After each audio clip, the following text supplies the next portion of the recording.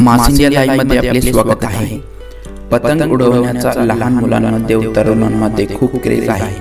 पतंग उडवणे काहीसा आपल्या संस्कृतीचा पण भाग आहे, पण काही लोक याचा गैरफायदा उचलत आहे आणि पैसे कमवत आहे व लोकांच्या जीवाशी खेळत आहे।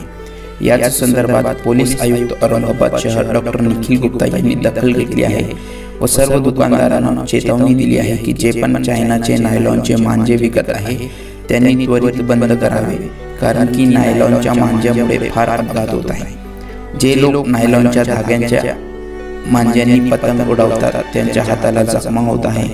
पतंग कटल्यानंतर पतंगाचा मांजा रोडवर पडत आहे व त्यामध्ये लहान मुले, वाहनधारक व पादचारी अडकून अपघात व जखमी होण्याची शक्यता आहे।